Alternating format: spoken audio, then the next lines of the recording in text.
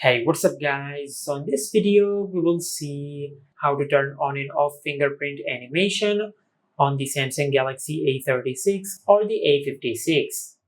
Now to do that, just open settings, then go to lock screen and AOD. From here, tap on screen lock and biometrics. Now just enter your lock screen pin. Then tap on fingerprints. Now to disable fingerprint animation, just disable this toggle, and you will disable the fingerprint animation on your smartphone. Just like that. Now to turn the fingerprint animation back on, just open settings, then go to lock screen and AOD.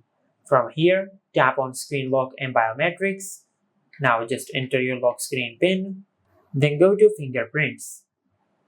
Now just enable this toggle, and once you enable this toggle, you will enable the fingerprint animation on your smartphone.